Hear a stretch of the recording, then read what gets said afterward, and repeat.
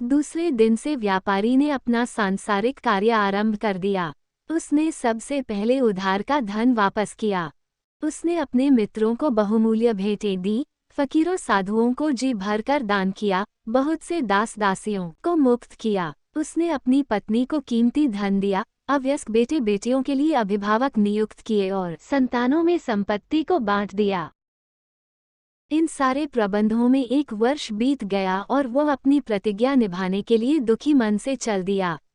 अपने कफन दफन के खर्च के लिए उसने कुछ रुपया अपने साथ रख लिया। उसके चलते समय सारे घर वाले उससे लिपटकर रोने लगे और कहने लगे कि हमें भी अपने साथ ले चलो ताकि हम भी तुम्हारे साथ प्राण दे दें। व्यापारी उन सबको धैर्य दिलाने के लिए कहने लगा, मैं भगवान की इच्छा के आगे सिर झुका रहा हूँ, तुम लोग भी धैर्य रखो।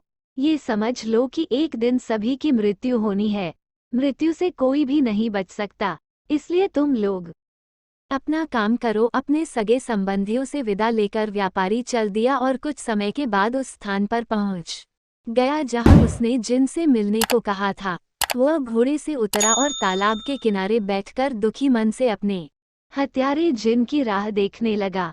इतने में एक वृद्ध पुरुष एक हिरनी लिए हुए आया और व्यापारी से बोला, तुम इस निर्जन स्थान में कैसे आ गए?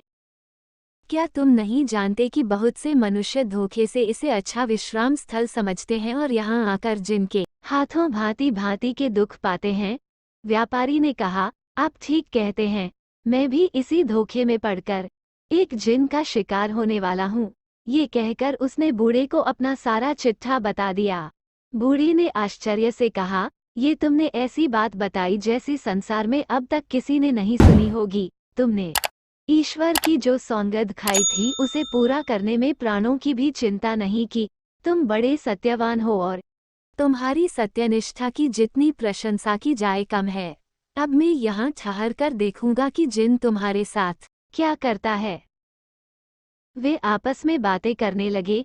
इतने में ही एक और वृद्ध पुरुष आया जिसके हाथ में रस्सी थी और 2 काले कुत्ते उस रस्सी से बंधे हुए थे। वो उन दोनों से उनका हालचाल पूछने लगा। पहले बूढ़े ने व्यापारी की सारी कहानी बताई और यह भी कहा कि मैं आगे का हालचाल देखने यहाँ बैठा हूँ।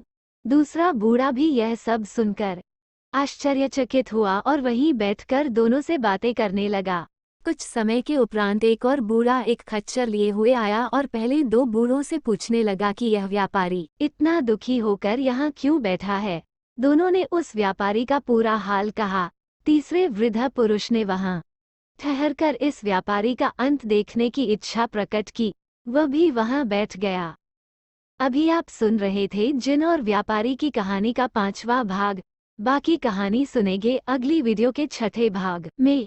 6ठा भाग सुनने के लिए हमारे चैनल को सब्सक्राइब करें और घंटी वाले बटन को दबा दें ताकि जो भी वीडियो डाले उसका नोटिफिकेशन आपको सबसे पहले मिले।